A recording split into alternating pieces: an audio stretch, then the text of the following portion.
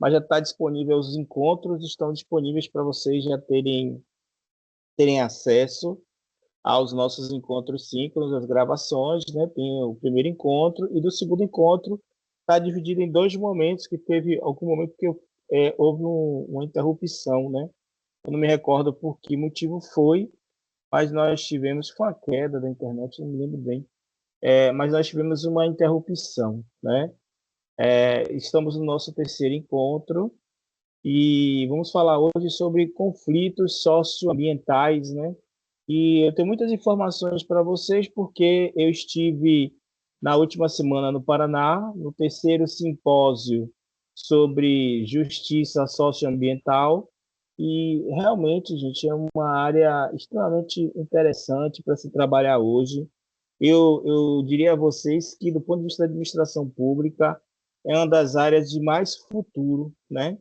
Essa área de trabalhar com a questão ambiental e justiça socioambiental, né? A questão ambiental, vamos usar que isso pega todos os paradigmas, né, possíveis, né? Mas eu vi muitos promotores de justiça, muitos defensores públicos, advogados, técnicos da administração pública, cerca de 300 pessoas nesse evento do Ceará, né? Eu levei um trabalho sobre como fazer uma transição sustentável em territórios industriais. Como vocês sabem, eu trabalho em Camaçari há 24 anos já, né? É um território industrial onde os desafios ambientais são ainda maiores, né? E eu levei esse debate, essa discussão, né? E mostrando que e essa foi uma coisa que eu consegui assim, a adesão da maioria das pessoas tanto quando eu falei no plenário, né? Nas apresentações dos professores, representantes do INCRA, do Ministério do Meio Ambiente, muita gente bacana lá falando. Mas eu falei assim, ó, se a gente não resolver a questão econômica, é difícil resolver a questão ambiental, porque a racionalidade econômica capitalista é a de ampliação do lucro, né? Maximização do lucro, tratar a natureza como um objeto, como um fator de produção, como eu aprendi na universidade, né? E assim, a gente precisa pensar em outras alternativas, né? Até colegas de outros países, né? Tinha um grupo de pesquisadores de Angola que estavam participando do seminário, mas pessoas que já estão radicadas no Brasil há bastante tempo. Aí eles comentaram comigo sobre o Zimbábue. Eu ainda não pude fazer uma pesquisa sobre a economia em Zimbábue, mas eles me falaram para eu buscar lá buscar informações, porque eles me disseram que existe toda uma economia que está sendo desenvolvida naquele país, baseada na agroecologia, em princípios, né, que permitem harmonizar. O nosso debate hoje é como viver em harmonia com a natureza, né? As mudanças climáticas nós temos três grandes problemas, né? Mudanças climáticas, poluição, desertificação de áreas, são problemas ambientais gravíssimos, né?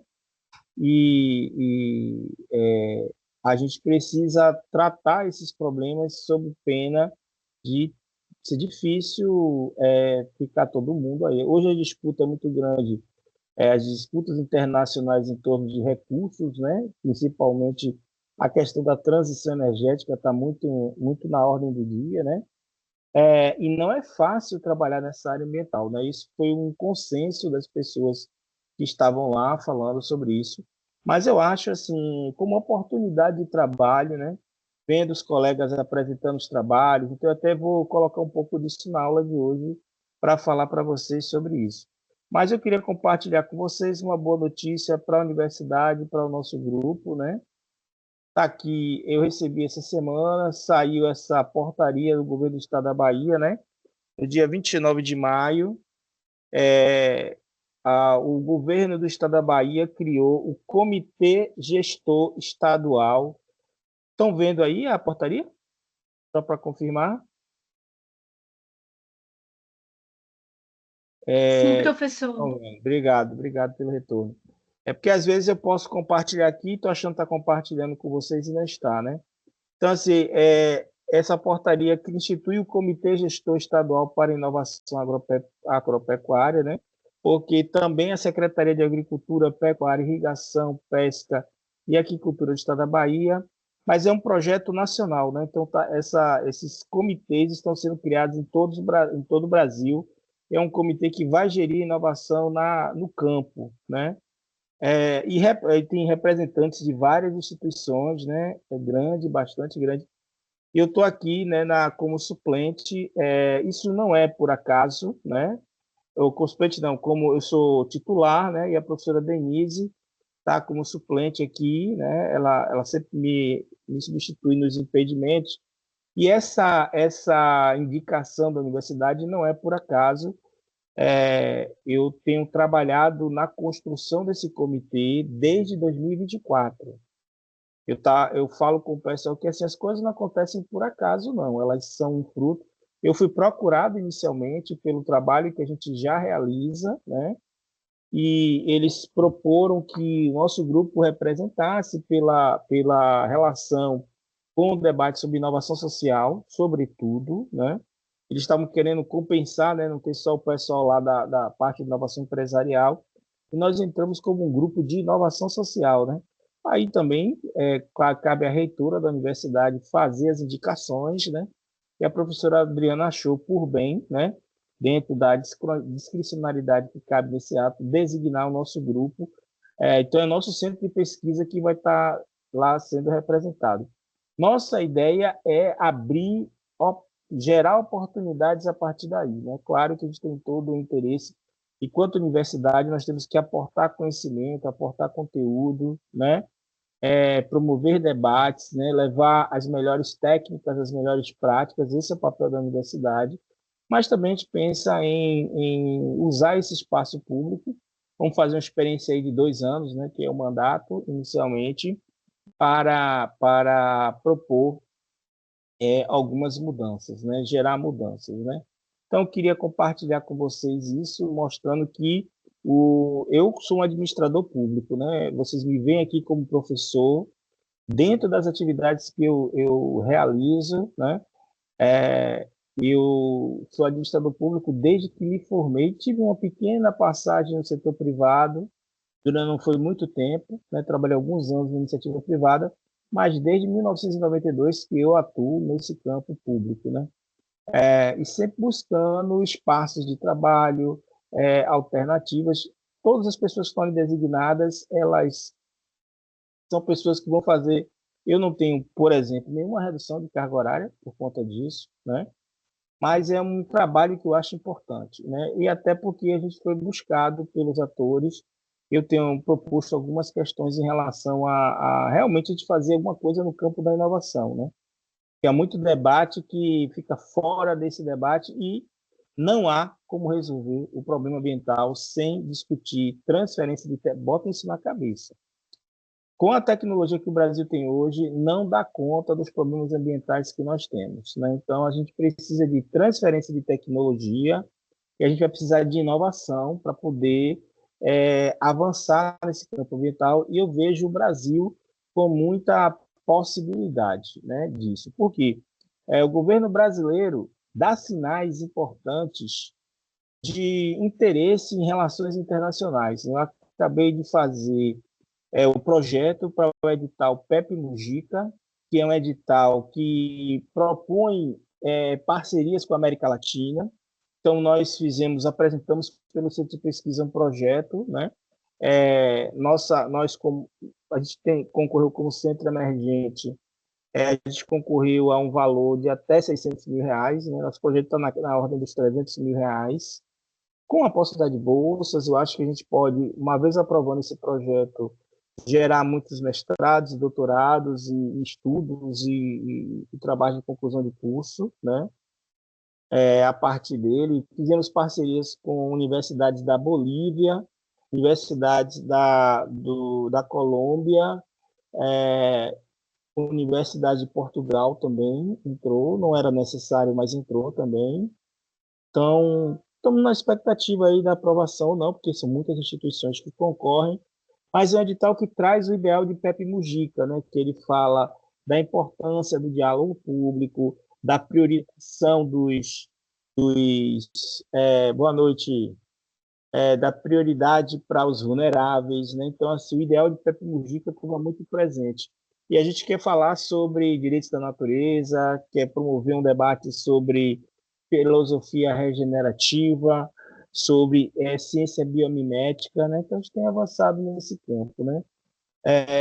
E mandei agora também um outro projeto que articulamos instituições nacionais para concorrer, inclusive a Associação de Cooperativas, né? O Instituto de Desenvolvimento do Cooperativismo, os editais hoje exigem isso da gente, né? Redes, que se formam em rede de 4, 5 instituições para apresentar um projeto, tem sido um trabalho grande. E tem agora um edital de cooperação com a África, né? Eu falei ontem até para o pessoal de gestão comercial com ênfase em afroempreendedorismo. Na quarta aula, no quarto encontro, aí eu vou trazer para vocês todas essas oportunidades para vocês que vão se tornar administradores públicos, né? São oportunidades que vocês vão poder ter. Estou sempre fechando a aula, assim, colocando o cenário do ponto de vista boa noite, Ana Rosa. Do ponto de vista da universidade, quais são as oportunidades da universidade, mestrado, doutorado, especialização, do ponto de vista do mercado, quais são as oportunidades. Aí eu falei ontem para eles a possibilidade de trabalhar com câmaras, Brasil-África, uma série de oportunidades. E as oportunidades no setor público também, quais são as vagas no setor público que poderiam ser ocupadas por pessoas com essa formação, né? Mas mostrando o potencial. O mesmo farei com vocês no quarto encontro, eu vou trazer essas informações para vocês. Ela falou alguma coisa de editais na universidade. Sim, a universidade tem lançado vários editais. É, isso, a colega está falando aqui de editais na universidade. Vocês têm que ficar atentos, porque existem editais, né, para professores e para discentes também. Eu acho que melhorou a realidade para discentes, né, em termos de cooperação, intercâmbio, né? Cooperação internacional trata justamente disso. A primeira modalidade de cooperação internacional é a mobilidade discente e docente. É você ir, e assim, no direito internacional vale o princípio da reciprocidade. Quando eu fui diretor em Camaçari, eu quis muito trazer estudantes, mas hoje tem estudantes africanos lá, né? Que eu até convidei ele para conhecer o nosso centro de pesquisa, temos no mestrado estudantes africanos. Em 2006 a 2010, quando eu andei na direção, eu também procurei fazer isso.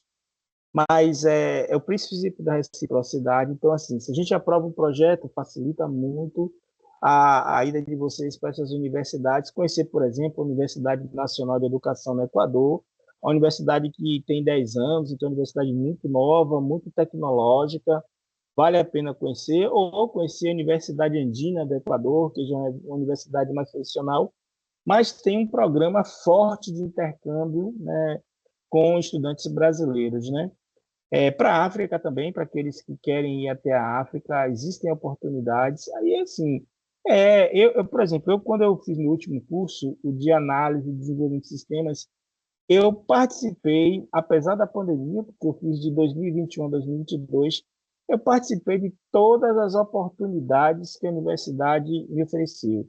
Eu concorri ao Festival de Cinema, ganhei a seletiva Nordeste, fui para a seletiva nacional, participei da incubadora com um projeto meu. Não concorri à bolsa de pesquisa, porque realmente eu não vi, mas vocês podem fazer isso. Na outra turma, eu já tenho monitores de ensino na turma de gestão comercial. Quem sabe no próximo semestre eu possa,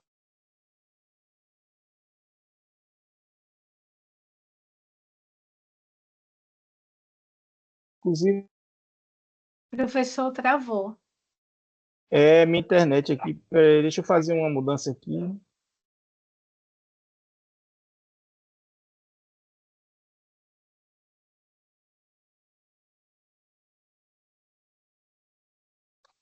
Pronto. Passei aqui para o roteador da sala, né? que houve uma mudança. Ele estava pegando o roteador aqui dos quartos, né? Mas eu não é de interrupção, não. Mas não tem problema não, que o Teams, ele segura isso, né? Essa diferença aí. Mas eu estava falando das possibilidades de intercâmbio, né? Dentro do possível, eu tento informar vocês. Há dois lugares para vocês procurarem intercâmbio. Um é a assessoria internacional, né? Buscar assessoria internacional. E a outra é buscar a PRAES, né? A Pró-Reitoria de Assistência Estudantil, para saber o que existe em termos de intercâmbio. Sei que vocês têm como, né? Estão sempre trabalhando, né? Ele falou que eu estava dialogando, eu estava falando da questão do intercâmbio, né? Eu falei assim, três coisas definem o intercâmbio internacional. Uma é a mobilidade discente e docente, que é você ir para outro país, né? Para ser o intercâmbio. A segunda é estabelecer projetos de pesquisa de cooperação internacional, que é algo bastante difícil, que tem que ser projetos de pesquisa que interessem aos dois países, né? Então, por exemplo, para esse edital da África, que vai até agosto, eu tenho que fazer contato com universidades africanas e ter um tema de interesse comum. Nem sempre isso é possível, eu vou buscar na universidade, vou ver se eu consigo fazer esse diálogo, né? Inclusive pensando já nesse debate sobre economia, né?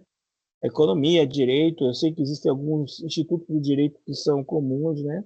Meio ambiente, a possibilidade, então, é mobilidade, projetos de pesquisa e produção científica internacional.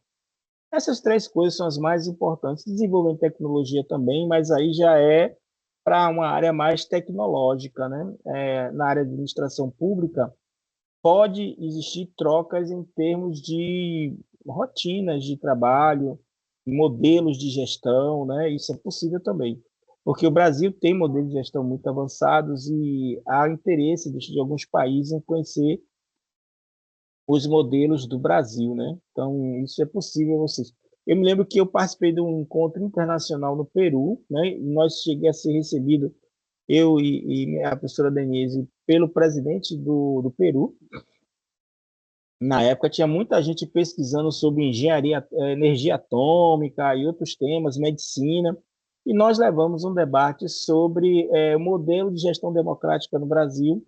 O evento só aceitava temas estratégicos para o Peru, e eles consideraram que o modelo de gestão democrática do Brasil, né, que foi isso estava na minha dissertação de mestrado, né? Eu estava falando sobre isso, né? Sobre o modelo de gestão democrática no Brasil da administração pública, interessou a eles, né? E foram 700 pesquisadores internacionais, e nós tivemos um jantar na casa do presidente da República, e depois nós apresentamos o trabalho e um monte de estudante peruano querendo vir para o Brasil. Normalmente isso acontece, né? Então, assim, existe muita possibilidade, há interesse, né? Agora, sim, a pessoa tem que buscar isso, né? Tem que ir atrás dessas possibilidades, né? Mas o tema da nossa aula de hoje é o tema da unidade 3, né? Que a gente fala sobre conflitos na área ambiental, né? Que envolvem a disputa por territórios, né? Essa foi uma palavra que eu ouvi muito lá no simpósio de justiça socioambiental. Território é uma coisa que o ser humano não consegue se desapegar a essa ideia de território. A gente tem 27 territórios de identidade, né? O ser humano está muito ligado ao território.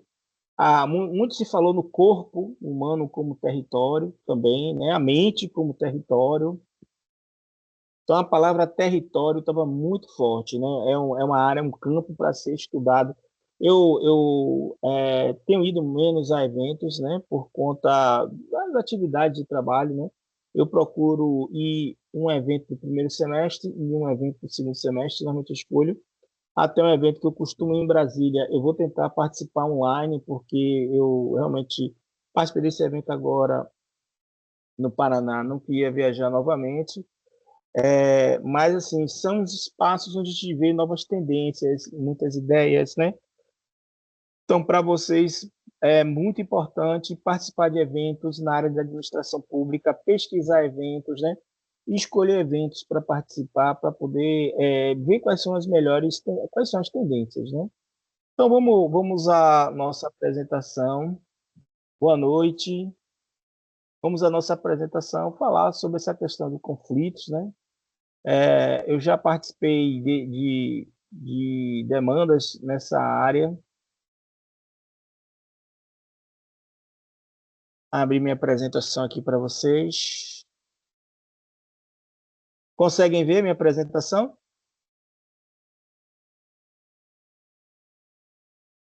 Sim, professor. Sim, Obrigado, professor. obrigado. Então,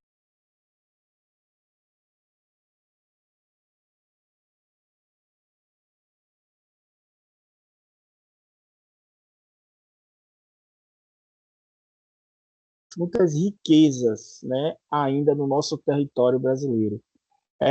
Eu assisti uma entrevista de Lula no programa Sem Censura e ele falou sobre terras raras, ele falou sobre minérios raros, né? Então, são novas fronteiras de debates sobre conflitos no campo, né? Há muitos conflitos sociais envolvendo indígenas, né? Chamados populações tradicionais. E a grande defesa desses grupos, gente, é a administração pública. Sem administração pública, pensando aí judiciário, legislativo e executivo, principalmente o executivo e o judiciário, e o legislativo também na hora de fazer leis, né, normas de proteção, como, por exemplo, o Sistema Nacional, né, o Sistema Brasileiro de Controle de Emissões de Carbono, porque o mercado de carbono era chamado de mercado voluntário de carbono, e estava gerando um grande prejuízo às comunidades tradicionais que estavam sendo amarradas em contratos extremamente prejudiciais à comunidade e à economia dessas pessoas. E aí o Brasil, em 2024, cria uma legislação específica para começar a regular esse mercado de carbono, né? Que o capitalismo transforma tudo em mercadoria, transforma tudo em coisas que possam ser vendidas. Então, se criou um mercado de carbono, se criou uma medida de tonelada de carbono por área, né, por território. Então, não precisa nem adquirir a propriedade, basta adquirir a potencial de geração de carbono daquela área e impede uma comunidade, por exemplo, de plantar arroz, feijão, plantar milho, né, plantar essas coisas, né? Com uma remuneração muito aquém do que a pessoa pode ter, né? E são promessas, né? As pessoas acabam. Eu participei lá de uma oficina, né, de crédito de carbono, e eu tinha uma boa impressão, assim, tudo tem lado positivo e negativo, né? Mas, assim, eu vi mais os aspectos prejudiciais do mercado de carbono no momento, mas agora com a legislação, né, como eu falei, com a nova legislação que cria o Sistema Brasileiro de Controle de Emissões de Carbono, deixa eu ver se eu boto aqui para vocês verem, né?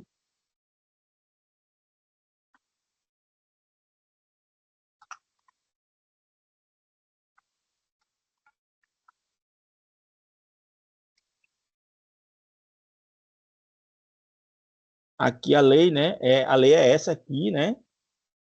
Conseguem ver? Sim? Sim, professor. Isso, obrigado, viu? A lei, deixa eu ver aqui a numeração da lei, Lei 15.042, de 11 de dezembro de 2024, que institui o Sistema Brasileiro de Comércio de Emissões de Gases de Efeito Estufa, o SBCE, né? Que é chamado popularmente de Mercado de Crédito de Carbono, e altera a legislação que existia nessa área, né? Eu confesso a vocês que eu vim saber dessa lei de 2024 no evento, porque não dá, né? Mesmo sendo jurista, por mais que eu acompanhe a elaboração de marcos legais pelo Estado brasileiro, eu acho que nem o presidente já consegue acompanhar isso tudo, né? Mas eu já estou no meu plano de sentar e estudar essa lei e produzir um artigo, começar a produzir conteúdo, informação sobre essa legislação. Mas a partir de 2024 que o Brasil começa a querer regular esse mercado, porque assim a história de um mercado livre de carbono estava sendo extremamente prejudicial às comunidades tradicionais, indígenas, quilombolas, faxinais, né? Essas modalidades que existem de comunidades tradicionais ao ponto de proibir até as pessoas de fazer coleta de frutos e outras coisas, né? Quem falou sobre isso foi a FASE, né? A Federação de Órgãos de Assistência Social e Educacional, né? A CPT, a Comissão Pastoral da Terra, também tem trabalhos significativos nessa área que mostram assim, né, o perigo, né, que é essa visão. Não dá para, eu falo para vocês, como administradores públicos, vão ver que muitas vezes, né, a gente vai entrar em conflito com essa visão de eficiência, de maximização do lucro, do mercado, porque a gente precisa pensar, na verdade, no coletivo, na coletividade, no bem comum, né? Então, a gente vai ver os conflitos que vivem nessa área. Voltando à minha apresentação aqui, então vamos conversar hoje sobre quais são os conflitos sociais, o que, que vem acontecendo aí. É parte do nosso programa falar sobre isso, né? E está na unidade 3, né? Uma jornada sobre coragem, justiça e poder transformador da administração pública na defesa da vida. Aí eu realmente ressalto o papel do IBAMA, o papel do INCRA, o papel do Ministério Público, o papel do Judiciário, o papel do Ministério do Meio Ambiente. Todos são órgãos órgãos da administração pública que estão assim extremamente preocupados e trabalhando para garantir o mínimo de proteção ao meio ambiente no Brasil, né? Sob pena de que o ganho fácil de lucro, a exploração seja assim, desenfreada, como já aconteceu em Serra Pelada, em outros casos que a gente tem conhecimento aí pela imprensa, né? Antes de entrar no tema, eu queria falar do nosso centro de pesquisa, né? Que é o Centro de Referência de Desenvolvimento e Humanidades. A nossa sede funciona atualmente no Centro Histórico e Antigo de Salvador, né? O nosso centro, ele tem 10 anos, está completando 10 anos em dezembro. Ele é conhecido como Centro Multiusuário de Pesquisa, Extensão, Ensino e Inovação Social. Começou comigo aí em 2006 em Camaçari e 2016 é que nós fomos para o Pelourinho. Nós trabalhamos com pesquisa aplicada, né, investigação interdisciplinar nas áreas de desenvolvimento, humanidades, né? Trabalhamos com inovação social, por isso o convite para a gente compor o comitê gestor lá da Secretaria de Agricultura, e também trabalhamos com redes internacionais, né? Com universidades de diversos países, né? A gente vem cultivando essas redes internacionais. Um dos projetos nossos que foi, inclusive, premiado foi o APECATU, né? Eu desenvolvi esse projeto para o edital Amazônia +10, mas acabou a gente não conseguindo apresentar lá, porque eu não consegui uma universidade parceira na Amazônia legal, então eu resolvi desenvolver em nosso estado, né? E daí foi um projeto que acabou sendo premiado. A gente trabalhou com educação ecológica, com a noção de bioeconomia, desenvolvimento sustentável em harmonia com a natureza, né? A gente faz uma parceria com instituições, movimentos sociais, para discutir a relação da Mata Atlântica com os biomas brasileiros, né? Não existe uma separação entre esses biomas, né? Eu estava vendo o seguinte: a Mata Atlântica ela é alimentada pelos outros biomas, assim como ela alimenta esses biomas. A interligação da natureza é algo assim assustador, né? Ao mesmo tempo que é incrivelmente bonito. Eu vi um debate na internet e algumas pessoas falam assim de forma sem saber, se por que não bota no deserto Saara placas de energia solar? Aí o especialista falando que se botar, cobrir o deserto Saara de placas de energia solar, destrói a floresta amazônica, que a floresta amazônica depende de uma poeira que vem do deserto do Saara, e essa poeira que traz nutrientes para a floresta amazônica.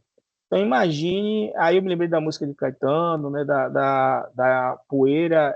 Eu já fui em eventos pela UNEB que falam dessa poeira que vem da África para o Brasil. E os biólogos estudam isso, né? Então, assim, a natureza está toda conectada e o ser humano tem que entender que faz parte dessa natureza, né? São conflitos realmente de, que a gente precisa aprender muito, né? Então, nesse projeto, para não me demorar muito, nós falamos em superação do paradigma exploratório, né? A gente pensa num paradigma mais ecológico, a questão da harmonia ecológica, né? E alinhamento com as diretrizes das Nações Unidas. Essa é uma preocupação que eu tenho, né? Como um professor me disse uma vez, né? Se é ruim com a ONU, pior sem as Nações Unidas, né? A gente sabe que países querem, fazem, mas a ONU é ainda um intermediário, né?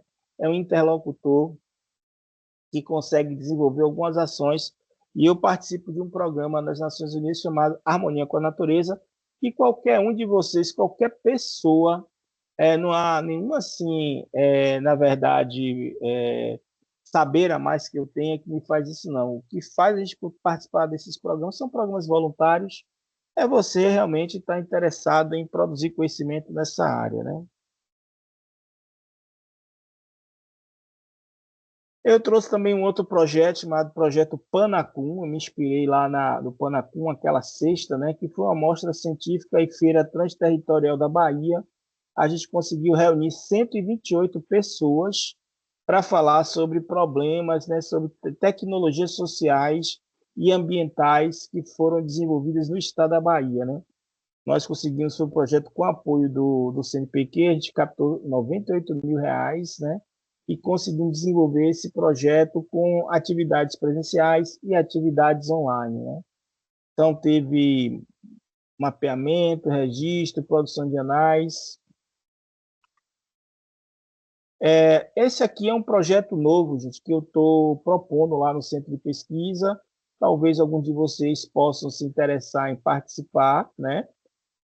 O ODS 18, né? Eu acho que vocês lembram que a Agenda 2030 traz apenas 17 ODS. O Brasil e o Ministério da Igualdade Racial que trouxe esse debate do ODS 18, que é uma proposta brasileira ao mundo. O ODS 18 seria um ODS para integrar esse debate do meio ambiente à questão racial. E a gente vê que a população negra brasileira é a mais atingida pela questão ambiental, é a que menos tem acesso a bens ambientais, né?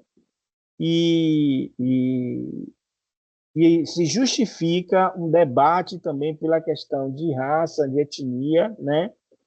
Através do ODS 18. Aí eu já conversei com os colegas do centro, está todo mundo de acordo. A gente quer fazer, vai abrir esse debate, porque nós fizemos um projeto para o Ministério da Igualdade Racial.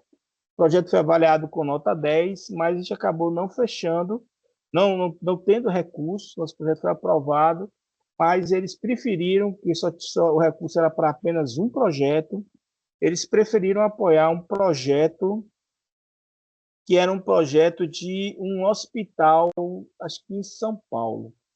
Aí, assim, é uma coisa que eu tenho que dizer para vocês. Existe uma ordem de prioridades quando a gente fala em pesquisa. Essa área de engenharia, tecnologia é prioridade 1. A área de medicina é prioridade 2, a área de saúde. E a área de ciências sociais e humanas, nós somos prioridade 3, né?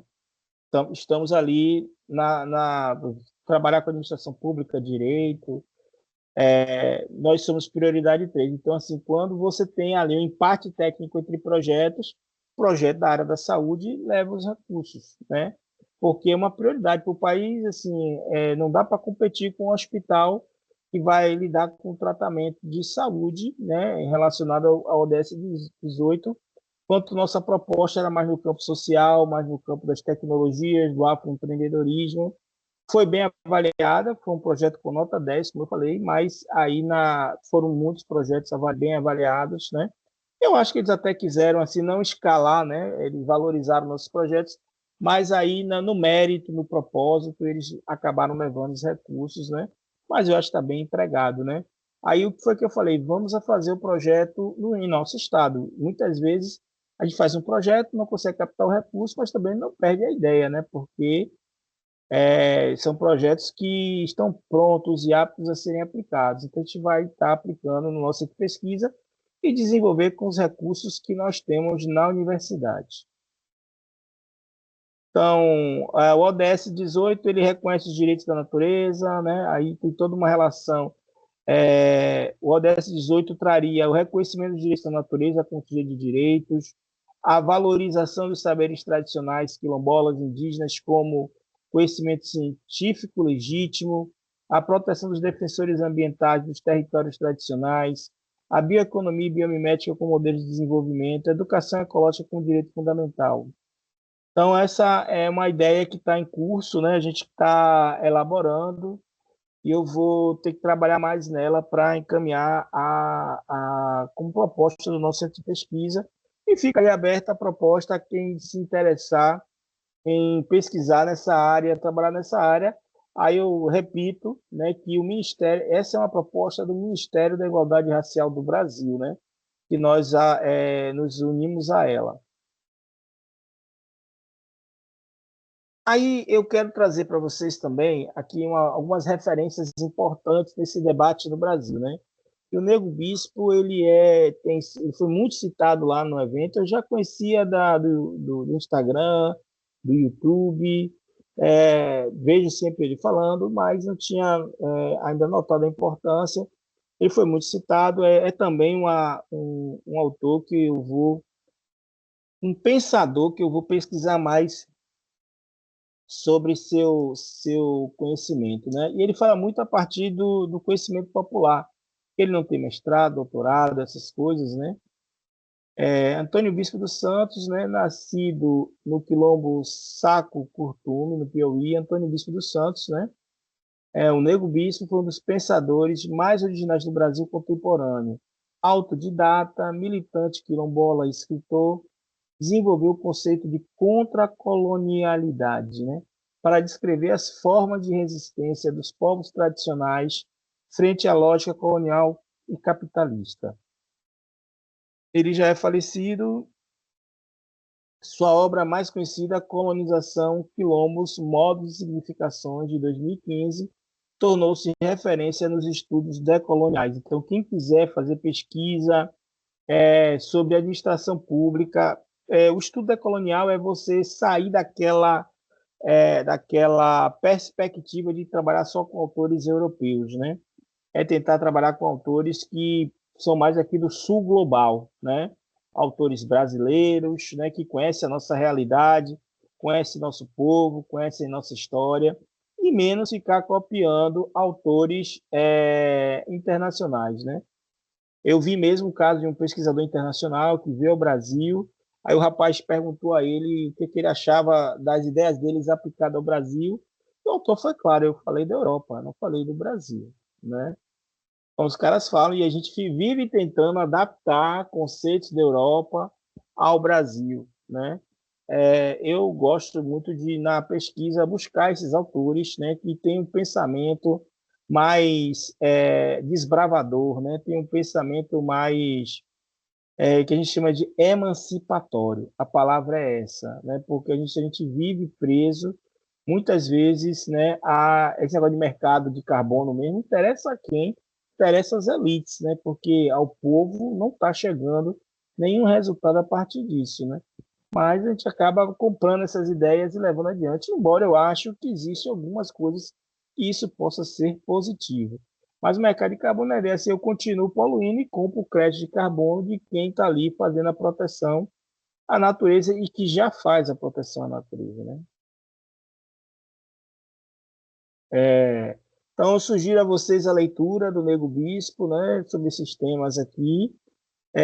Ele traz: os povos colonizados são biointerativos, vivem em relação com a natureza, os colonizadores são monoteístas do capital, tudo converte em mercadoria, nisso ele tem razão, é um princípio básico do capitalismo converter tudo em mercadoria, inclusive a vida humana, né? Eu até falei assim, que já não aguento mais, né, quando eu vejo a pessoa falar em mercado, monetização, tudo é monetização. Já fiz alguns debates sobre a importância de algum projeto, de algum curso, assim, mas como monetizar isso? É achar que tudo é mercadoria e não ver outros valores, outras importâncias, né? Outras perspectivas na produção de algo, né? O capitalismo traz essa ideia de tudo tem que converter em mercadoria. E isso é extremamente prejudicial à vida humana, à nossa qualidade de vida, né? E o Nego Bispo fala disso com muita propriedade, muito mais propriedade do que eu posso falar. Que Nego Bispo nos deixou como ensinamentos, né? Seu pensamento desafia as bases do modelo de desenvolvimento dominante e oferece uma perspectiva radicalmente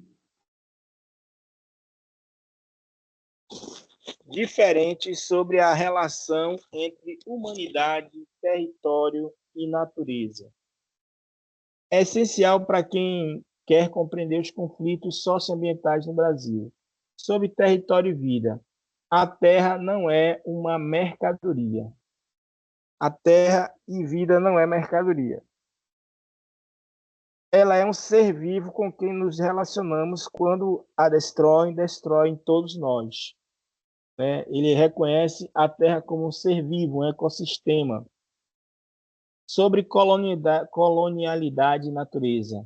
A colonização não é apenas político-econômica, ela é também ecológica. Ela destrói os modos de vida que sabem conviver com a floresta. Sobre isso aqui, eu tenho a dizer a vocês que, por exemplo, eu trabalhei eu fiz um trabalho junto a uma empresa papeleira que fabrica papel no Brasil. Essas empresas foram mandadas embora da Europa porque elas são extremamente poluentes e vieram tudo parar no Brasil e na América Latina. Então, assim, as empresas que poluem na Europa, eles não querem mais, mandam para cá, né? Então, assim, são coisas que são extremamente prejudiciais, né? E que eu acho que a gente precisa ter uma administração pública que avalie tudo isso antes de aceitar, de qualquer forma, esses projetos aqui no Brasil, né?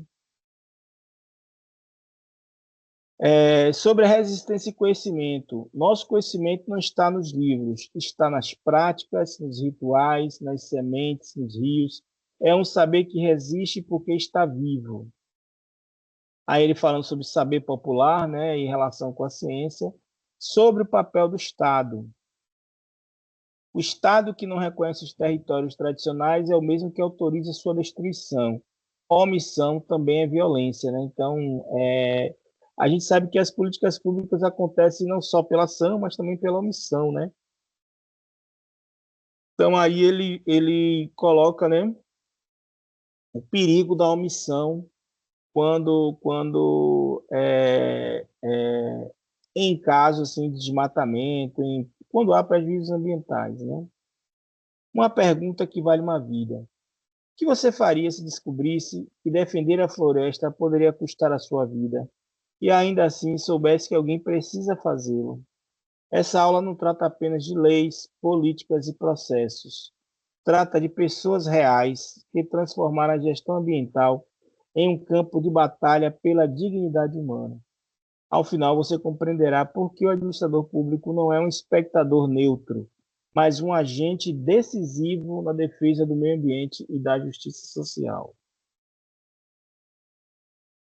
Que veremos hoje? Raízes históricas, né? A trajetória da administração pública, da gestão ambiental e da sustentabilidade no Brasil, vidas que inspiram, ambientalistas brasileiros que pegaram o preço mais alto pela floresta, o campo de conflitos, dados da CPT e realidade da violência no campo brasileiro, poder da gestão pública, litigância estratégica, políticas públicas e novas formas de produção, coisas que eu vi bastante no seminário. O administrador em ação, o que fazer diante de um conflito ambiental. Raízes históricas. Para entender o presente, precisamos voltar às origens, como a administração pública aprendeu a cuidar do meio ambiente. Uma breve história da administração pública. A administração pública nasceu da necessidade de organizar a vida coletiva e garantir o bem comum. Por séculos, seu foco esteve na arrecadação, na ordem e na prestação de serviços básicos. No Brasil, a modernização administrativa ganhou força no século XX, com a criação do DASP em 1938, e mais tarde com os princípios constitucionais, né, de legalidade, impessoalidade, moralidade, publicidade e eficiência que nós temos hoje na administração pública e vocês conhecem bem. Foi nesse caminho que o Estado passou a assumir gradualmente a responsabilidade de proteger não apenas as pessoas, mas o ambiente em que vivem, né? E a Constituição Federal é a base para isso, né? Então, assim, a crise ambiental vai começar nos anos 70, né? Então, nós temos a primeira conferência em Estocolmo, né? Fala sobre a necessidade de proteção do ambiente humano, como uma questão, a questão global entra na agenda internacional a partir dos anos 70. Em 81, o Brasil cria a Política Nacional do Meio Ambiente, marco da gestão ambiental pública.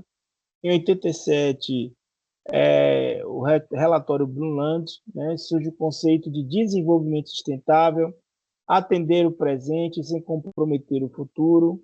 88, a Constituição Federal de 88 traz no artigo 225 a garantia do meio ambiente ecologicamente equilibrado como direito de todos e todas, e a Eco 92, no Rio de Janeiro, né, consolidando o desenvolvimento sustentável como um projeto global. Eu estava saindo da faculdade já estava formado, na verdade, em 92, já era servidor público aí. Então, mais uma vez, o conceito de desenvolvimento sustentável, que vocês já conhecem bem, né? A definição clássica é o desenvolvimento que satisfaz as necessidades do presente, sem comprometer a capacidade das futuras gerações de atender às suas próprias necessidades, né? Aí ele foi desdobrado em três dimensões, né? Indissociáveis.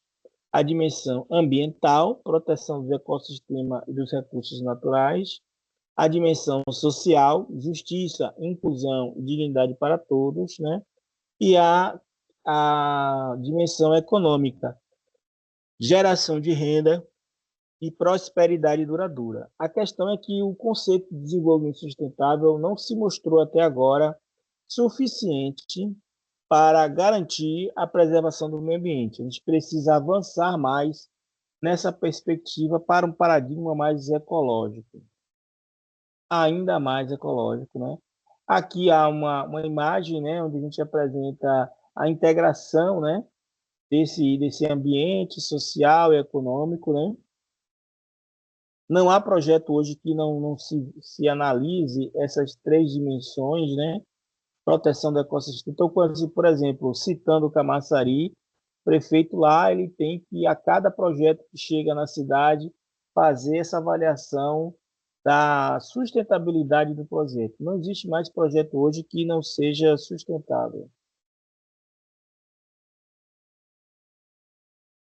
Aí é importante eu falar para vocês de alguns conceitos chaves como ecologia humana, já que a gente tem na universidade um mestrado sobre ecologia humana. Se interessar algum de vocês, vocês podem dar continuidade ao estudo de vocês, estudando a ecologia humana em um dos nossos mestrados, né? A ecologia humana estuda as relações entre os seres humanos e seus ambientes naturais, sociais e construídos, compreendendo como as sociedades se organizam, produzem e sobrevivem em interação com os ecossistemas. Ele tem uma origem interdisciplinar, nasce na biologia, antropologia, sociologia, geografia, chega na educação, então, como todas as áreas, ele vai crescendo. Vê o ambiente como um sistema, né? Não apenas como natureza, inclui o espaço urbano, as relações de trabalho, a cultura e as estruturas de poder que moldam como vivemos, né? E impactos mútuos, né? As ações humanas transformam o ambiente e o ambiente, por sua vez, condiciona as possibilidades de vida das comunidades. É uma via de mão dupla. É assim que pensa a ecologia humana, né? Foi uma pesquisa que eu fiz, né? Porque eu estava no evento de justiça socioambiental e me chamou a atenção, quis fazer um estudo sobre a distinção entre esses dois conceitos, né? o direito trabalha mais a ideia de justiça socioambiental, porque aparece a palavra justiça, então o pessoal sempre chega mais próximo disso. Mas eu vi que o conceito de justiça socioambiental é um conceito mais associado à América Latina, né? A ideia de ecologia humana é uma ideia mais da Europa, né? Então tem esse detalhe. No campo da administração pública, eu acho que a gente vai encontrar mais pesquisadores no campo da justiça socioambiental. A justiça socioambiental é o princípio segundo o qual os benefícios e os ônus ambientais devem ser distribuídos de forma equitativa, eu diria equilibrada, entre todos os grupos sociais, sem que populações vulneráveis sejam desproporcionalmente expostas a risco, degradação ou violência. A injustiça socioambiental, como se manifesta, comunidades pobres indígenas concentram os maiores impactos de degradação ambiental e dependem mais do meio ambiente, né? Garimpo, desmatamentos, agrotóxicos afetam primeiro que tem menos de poder político. Olha, um dos trabalhos que eu vi lá foi de uma aluna de direito que está fazendo o TCC, que mais da metade dos agrotóxicos que entram no Brasil entram via contrabando, ou desse caminho, né? Usando a palavra, eu falo contrabando para vocês entenderem, entram de forma ilegal no Brasil. Mais da metade, e ela estava mostrando isso no seu TCC de mestrado. Então, além de invadir o país com agrotóxicos, né, prejudicar a saúde da população, não há nenhuma regulamentação da administração pública, porque a grande maioria dos agrotóxicos entram de forma ilegal no país, né? Então, desse caminho. Então, são coisas que são da realidade concreta, são dados da realidade concreta. Muita gente, e ela trabalha no Ministério Público, essa menina, né, que estava pesquisando sobre esse tema, né? São temas realmente espinhosos, né, porque mexe com o mercado de bilhões de reais, bilhões de dólares. A justiça socioambiental exige participação das comunidades afetadas nas decisões sobre seus territórios, acesso igualitário a recursos naturais e a um ambiente saudável, responsabilização dos agentes causadores de danos ambientais e sociais, né? Então, assim, como eu falei, há diferenças, né? Os princípios são praticamente os mesmos, mas a preocupação é semelhante, mas existem paradigmas diferentes, né? Visões diferentes, e eu me sinto mais próximo à ideia de justiça socioambiental, mas não desprezaria a ideia de ecologia humana, não, entendeu? Como eu falei, são dois conceitos que são muito próximos, né? E aí é uma questão de filiação, né? A corrente de pesquisa, entendimentos, né? Cada um de nós tem. Eu trouxe para vocês alguns casos, né, que podem inspirar vocês, né? Vidas que inspiram. Por trás de cada política ambiental existem pessoas que arriscaram tudo. Conheço os rostos da coragem brasileira, né? Eu sempre falo, se a gente está falando agora em escala 5.2, é porque alguém lutou no passado para que houvesse uma limitação de jornada de trabalho, né? E às vezes a juventude não sabe disso. Falar de Chico Mendes, né? Seringueiro, sindicalista e símbolo mundial, Francisco Alves Mendes Filho transformou a luta dos seringueiros do Acre em um movimento global pela floresta, defensor dos empates, resistência pacífica contra o desmatamento, propôs as reservas extrativistas como modelos de uso sustentável que conciliavam floresta em pé e geração de renda, né? Ele foi assassinado em 22 de dezembro de 1988. Chico Mendes tornou-se o maior símbolo da resistência ambiental brasileira. Sua morte ecoou pelo mundo e impulsionou políticas de conservação, né? Então, foi alguém que perdeu a vida na luta aí em defesa do interesse aí e proteção da floresta amazônica. Marina Silva, né? Ela foi contemporânea ela é contemporânea de Chico Mendes, né? Ela de seringueira ao ministério, então nascida na floresta amazônica e alfabetizada apenas aos 16 anos, Marina Silva tornou-se uma das vozes ambientais mais respeitadas do mundo. Companheira de luta de Chico Mendes, foi senadora e é a atual ministra do Meio Ambiente no Brasil. Eu fui da rede e tive vários contatos com Marina, né, uma pessoa realmente preocupada com a situação do nosso país.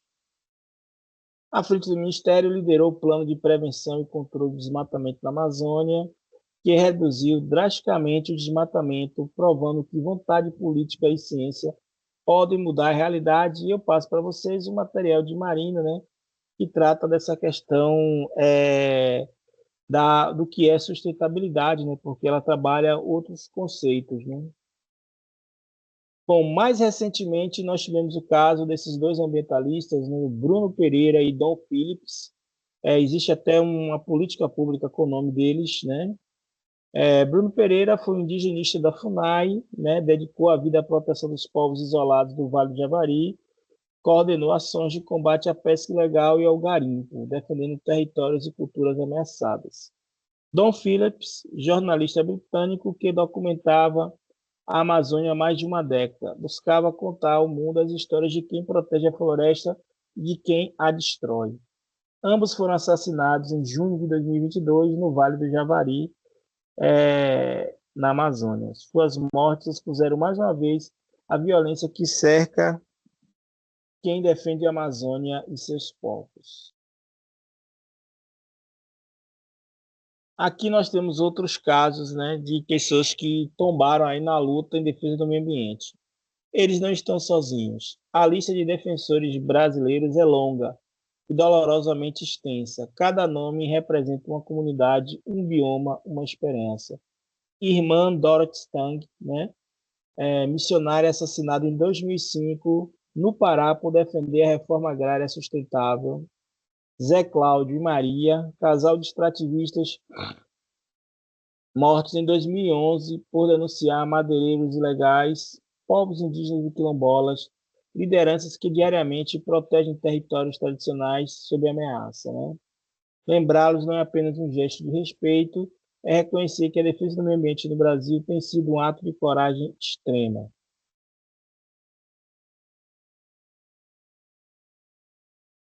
Bom, o campo de conflitos, né, em relação à questão ambiental. Por que tantas vidas se perdem? Os dados revelam uma realidade brutal e urgente no país.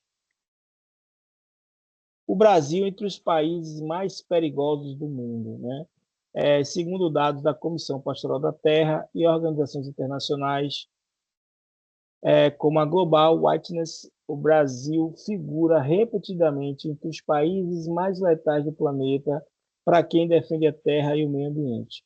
O território brasileiro é palco de uma disputa silenciosa e violenta. De um lado, comunidades tradicionais e ativistas, de outro, poderosos interesses econômicos que enxergam a natureza apenas como mercadoria a ser explorada.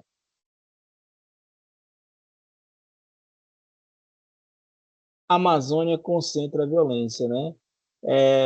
Litoral e biomas, né? Os conflitos se espalham pelo país, mas a Amazônia é o epicentro da morte, né? Pela própria dificuldade que existe lá, há um risco grande. Maioria, vítimas na Amazônia, a grande maioria dos assassinatos por conflitos agrários e ambientais ocorre na região amazônica. Anual, relatório da CPT, os números são registrados ano após ano, revelando um padrão persistente de violência. A floresta que abriga a maior biodiversidade do planeta é também o lugar onde mais se mata por defendê-la. Esse paradoxo existe uma resposta firme do poder público, e aí, gente, eu tenho que dizer para vocês que existe uma forte rede internacional em defesa da Amazônia, que cobra do Estado brasileiro, né, solução nesses casos, né? Quem está por trás dos crimes, né? Os conflitos ambientais e agrários no Brasil raramente são frutos do acaso. Eles têm motivação econômica clara e atores reincidentes, frequentemente ligados ao crime organizado, né? Isso é chamado de crime organizado, né? Madeireiros ilegais que exploram árvores nativas sem autorização, devastando florestas protegidas, né? Mineradoras que avançam sobre áreas sensíveis, muitas vezes sem licenciamento adequado, garimpeiros que invadem terras indígenas e contaminam rios com mercúrio em busca de ouro, grileiros que falsificam títulos de terra e tomam terras públicas de comunidades tradicionais, né?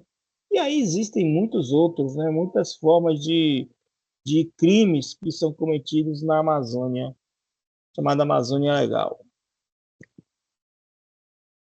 A engrenagem do conflito, interesse econômico, né? Ocupações ilegais, violência contra defensores, resistência comunitária, né? Então, tem sempre pessoas que, quando reagem, são alvos dessa violência, né?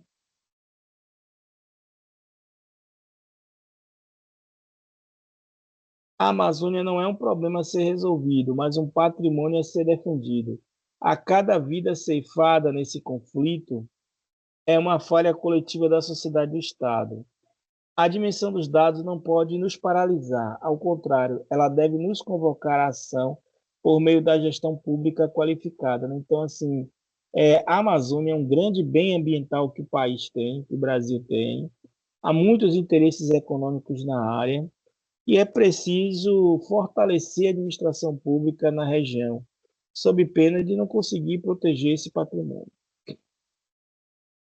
Poder da gestão pública, né? Como é que a gestão pública pode agir em defesa do meio ambiente? Diante de tanta violência, qual é o papel do administrador público? A resposta começa com inovação e estratégia. Papel da administração pública: a administração pública não é uma mera espectadora dos conflitos ambientais, é uma protagonista. Por meio dela, o Estado pode criar regras, né, leis como a que eu mostrei a vocês mais cedo, né, fiscalização por parte do Estado, punição dos abusos, induzir comportamentos sustentáveis, né, promover projetos de pesquisa. O gestor público moderno precisa abandonar a postura burocrática e passiva e assumir um papel proativo e inovador, capaz de antecipar conflitos, articular atores e transformar a sustentabilidade em políticas de Estado, e não apenas de governo. Eu digo sempre que nosso papel como administrador público é promover o diálogo público. Essa foi uma ferramenta que eu vi no simpósio que quis trazer para vocês hoje, que é a chamada litigância estratégica, né? O direito como ferramenta de transformação social. E teve uma mesa só sobre esse tema, com promotores, advogados, professores, falando sobre isso, né? A litigância estratégica é o uso planejado e intencional de ações jurídicas para gerar impactos que vão muito além de um caso individual, criando precedentes, fortalecendo direitos e induzindo políticas públicas, né? Não é no setor ambiental, mas a gente pode dizer que, por exemplo, a Lei Maria da Penha, né, foi um caso individual que gerou uma legislação específica e uma série de procedimentos, né? E isso tem muito acontecido na área ambiental, né? A partir dos conflitos são geradas leis e formas de proteção a essas comunidades, né? A litigância estratégica pode criar boas práticas, né? Estabelecer padrões de conduta que orientam toda a administração e o setor privado, induzir políticas públicas, né? Transformar decisões judiciais em políticas estruturantes e duradouras, promover ações afirmativas, né? Proteger grupos vulneráveis e repensar desigualdades históricas no acesso à terra e aos recursos. Eu vejo muito debate, né, nos cursos de direito da UNEB sobre núcleo de prática jurídica, né? E eu sempre falei assim, não adianta ficar atendendo no varejo. O importante para um núcleo de prática jurídica de um curso de direito é atuar com litigância estratégica, casos exemplares, né? Casos que tenham grande repercussão, né? Não adianta ficar querendo resolver problema do varejo. Para isso, a advocacia tradicional ela tem que funcionar. Nem a OAB gosta muito que os escritórios jurídicos fiquem atuando nessas áreas, mas eu vejo a litigância estratégica como um espaço muito importante para núcleos de prática jurídica, né, atuarem.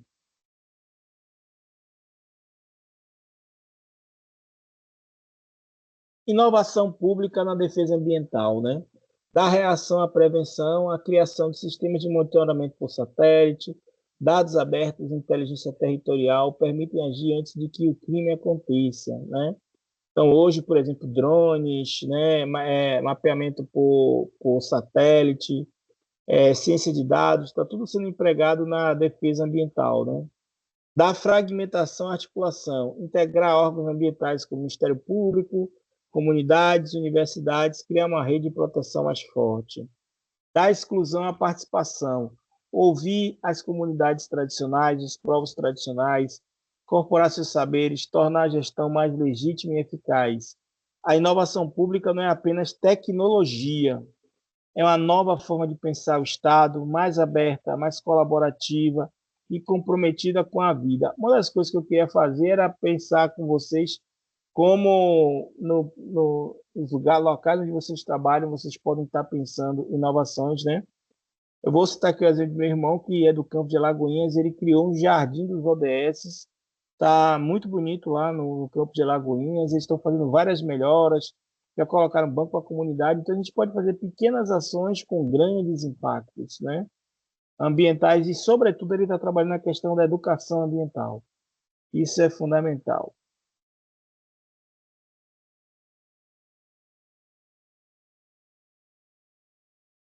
Repensar a economia. Como eu tenho formação em economia e direito, eu tenho buscado muito esse debate, né? Não dá para resolver o problema só no campo do direito. É preciso repensar o modelo econômico, essa ideia da maximização do lucro, de utilizar a natureza como mercadoria, precisa mudar para que a gente possa realmente repensar nossa realidade social. E é esse modelo econômico que gera esses conflitos todos, essa desigualdade social toda, todos os problemas que nós temos aí nessa área ambiental. Quando a racionalidade capitalista não basta, a lógica econômica capitalista centrada no lucro e na acumulação tem se mostrado incapaz de incluir todos os brasileiros. Milhões permanecem à margem, sem acesso à terra, à renda e à dignidade, e é nessa exclusão que germinam muitos conflitos ambientais. Por isso, a gestão pública precisa estimular a pesquisa sobre outras formas de organização produtiva que conciliem geração de renda, justiça social e preservação ambiental. É uma área que eu estou me dedicando a pensar outras formas de organização produtiva.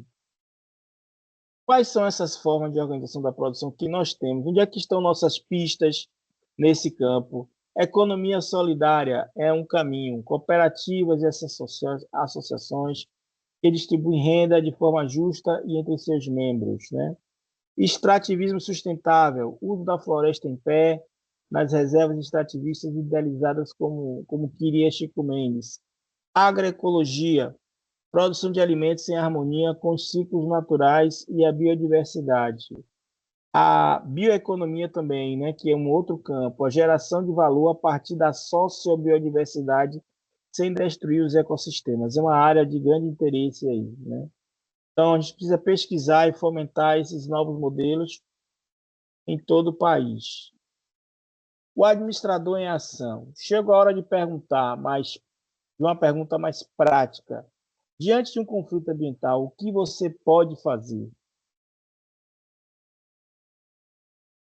Como agir diante de um conflito ambiental, né? A gente não quer que ninguém seja mártir, né, numa luta como essa. Então, é identificar uma potencial ameaça, comunicar isso ao Ministério Público, articular formas de proteção a essas pessoas, né? É, é, promover ações, né, de divulgação desses casos, né? O administrador público tem o dever legal e ético de não se omitir. Diante do conflito, sua ação pode salvar vidas, proteger territórios e fortalecer o Estado de Direito. A quem recorrer, né? Principalmente ao Ministério Público, que é um órgão essencial na defesa do meio ambiente, como poder de investigar, processar e firmar acordos, é o principal aliado gestor diante de conflitos, mas existem também as comissões de meio ambiente, os conselhos de meio ambiente, que podem ser procurados, procurar a Polícia Ambiental e órgãos de fiscalização, IBAMA, ICMBio e políticas ambientais que atuam na repressão e prevenção de crimes ambientais, defensoria, ONGs e comunidades. Cada vez mais eu vejo na defensoria a criação de núcleos voltados para essa área ambiental, né?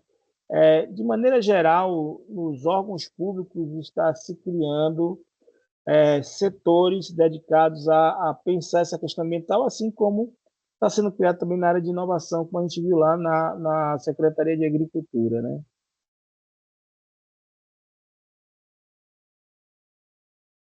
Denunciar não é traição nem heroísmo isolado. É o cumprimento de um dever público que protege a coletividade e o futuro. O que podemos levar dessa aula? O ambiente ele é político também, né? Cada conflito ambiental é também um conflito econômico e social que exige resposta do Estado. Temos que buscar pela memória, né? Que mobiliza Chico, Marina, Bruno, Dom Phillips, Doris Teng e tantos outros nos lembram do preço, Nego Bispo e do valor da defesa ambiental. Gestor é o agente de vida. Inovar, articular, denunciar são defeitos de quem serve ao bem comum. Mapear, estudar. A gente pode estudar o direito que transforma a litigância estratégica, as políticas públicas são ferramentas de mudança real. Você é parte da solução. A administração pública inovadora não é um conceito distante. É a soma de decisões corajosas tomadas por pessoas como você, e que esta aula seja o início de uma trajetória de compromisso com o meio ambiente e com a justiça social. A floresta resiste enquanto houver quem a defenda. E o futuro do Brasil dependerá de gestores dispostos a transformar indignação em ação. Bom, gente, é isso que assim, eu vejo na administração pública hoje assim, o grande pilar de defesa do meio ambiente. Sem o poder público, sem a força da lei, sem esses mecanismos de proteção, sem essas instituições, a gente não tem como resistir aos interesses do capital, né? A gente não tem assim, precisamos de dirigentes, né? Precisamos de pessoas que pensem o meio ambiente e compreendam toda a complexidade que é proteger o meio ambiente daqui para frente, né? Tem uma mensagem aqui no chat, deixa eu dar uma lida aqui. Professor, uma questão que eu estava dialogando com o NUP é que os editais, tanto de monitor quanto de projeto de extensão, para quem tem um vínculo empregatício, não podem participar. Esse é um problema que tem que ser dialogado mesmo. Às vezes você tem um emprego, mas isso não pode ser mais. Já hoje isso já é superado, né? As bolsas de mestrado, doutorado já permitem vínculo empregatício, uma série de bolsas. Então já existem precedentes. É fazer um diálogo com a instituição para ver isso. Eu vou, como professor, falar com o NUP também, para a gente tentar ver se muda essas coisas, né? Eu estava conversando isso com o pessoal da ADUNEB, o quão importante a gente mudar essas normas, né? Que estão, de certa forma, defasadas na nossa instituição, né? Estou em viagem, professor, preciso entrar e não sei se a conexão vai permanecer. Foi uma mensagem. A Denise colocou aqui. É alarmante constatar que o mercado informal de agrotóxicos avança no Brasil, driblando a fiscalização e potencializando riscos ambientais e de saúde pública. E é perigoso mesmo, viu? Perigoso de todas as dimensões e todas as formas. Por outro lado, é inegável que a alta produtividade do agronegócio brasileiro, pilar da economia nacional, ainda demonstra forte dependência desses insumos químicos para o controle de pragas em larga escala. O grande desafio da atualidade reside em equilibrar a soberania alimentar e econômica com a urgente preservação do meio ambiente e a saúde da população. É verdade que as monoculturas do agronegócio ainda dependem desses defensivos agrícolas, mas é preciso da pesquisa, pensar outras alternativas, né, outras formas de controle. É um debate, né, importante e a gente entra aí nessa parte da administração pública, pensar alternativas, né? Aí botou aqui, se a boiada voltar a passar, dependendo do resultado das próximas eleições, podem esperar crimes impensáveis no Amazonas. O entreguismo e as parcerias obscuras de um determinado lado de política brasileira vão cobrar um preço altíssimo do país. Isso é verdade, né? A gente tem que escolher bem, né? Pensar bem em quem vai eleger como deputado, né? Governador e tal, que coloquem, tenham pautas como essa, né? Isso eu, praticamente, pessoalmente, estou observando no momento da minha escolha. Atualmente estou lendo o livro do educador Anísio Teixeira, Educação é um Direito, e percebo que ele antecipa tudo o que o professor está expondo sobre o meio ambiente.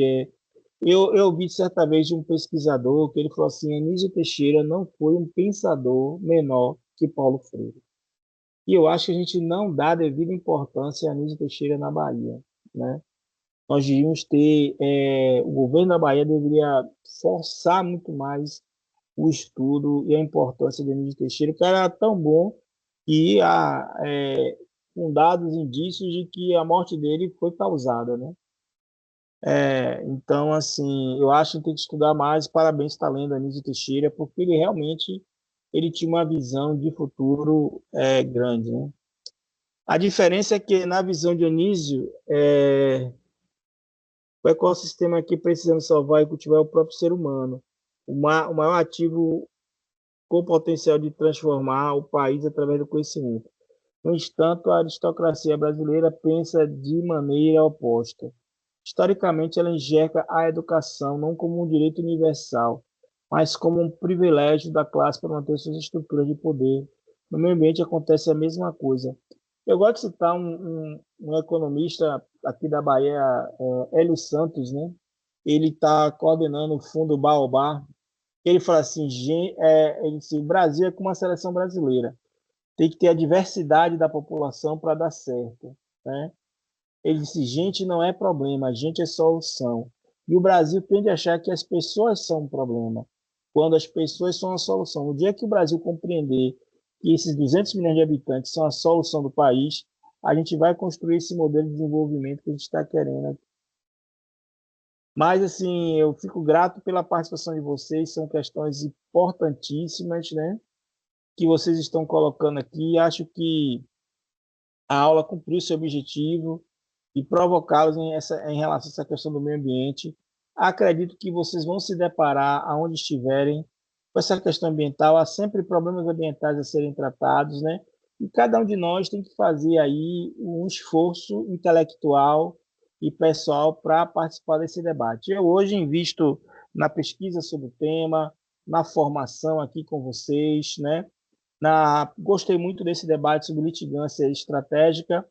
Eu estava lá no Paraná com o colega Júlio Rocha, ele está trabalhando com esse tema. Aí ele me convidou para participar de alguns casos e eu devo estar participando de alguns casos, né, com eles, né, estudando alguns casos. Ele me falou até de um caso que é de uma empresa britânica, mas a legislação na Inglaterra prevê que o caso tem que ser analisado a partir da legislação do país. E aí ele escreveu todo o parecer, falando que, com base na lei brasileira, a empresa está cometendo uma ilegalidade, né? E aí ele me falou que já encaminhou esse parecer, está ansioso para ver o resultado. E aí eu fiquei dentro dos limites, né, de tempo que a gente tem, das atividades que a gente realiza, tá participando desse debate, né? Queria saber de vocês se tem mais alguma questão que vocês gostariam de colocar sobre essa temática dos conflitos socioambientais. Eu vou deixar essa apresentação disponível para vocês, né, no ambiente. Nossa próxima aula é no dia 9 de junho, né? Aí eu nem sei se já começou a Copa do Mundo, se tem jogo do Brasil no dia, mas está marcado dia 9 de junho. Qualquer coisa vocês me avisam, mas está marcada já a aula. Mais alguma coisa, gente? Professor, Oi. alguns alunos postaram no chat para o senhor verificar a abertura do tópico do fórum da unidade 3 que não foi aberta, por favor. Tá, eu recebi até uma mensagem hoje que eu corrigi lá a atividade 3, né? Mas o fórum também, eu olhei o fórum, não vi nenhum problema, mas eu vou voltar a olhar para ver se tem algum problema. Eu recebi hoje de manhã do coordenador, e aí eu fiz a correção. Realmente, quando eu parametrizei, eu cometi um erro, botei 29, né, de maio, né? Mas aí está aberto até dia 12 de junho, as atividades para que vocês possam realizar. Mas eu vou voltar lá e vou verificar se está tudo certo. Mas obrigado, viu, Patrícia, você me avisar. É importante eu falar isso aqui para vocês, né? Que quando eu recebi a mensagem do Gilson pela manhã, eu já fui logo olhar, porque eu sabia que é uma coisa urgente, né? Então, eu estou aqui trabalhando desde as 7 da manhã, né? Hoje não teve aula no mestrado, então a gente tem aula de 15 em 15, hoje foi um dia que não teve aula. Aí eu pego aqui 7 horas da manhã e vou encerrar aqui com o trabalho com vocês, né? E amanhã eu estou lá no centro de pesquisa para conversar com alguns estudantes que querem trocar algumas ideias comigo sobre projetos de pesquisa. Mais alguma questão, gente?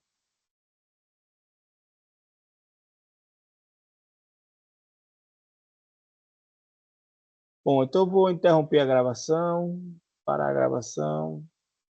Então, professor, boa noite. Boa noite, gente. Bom descanso.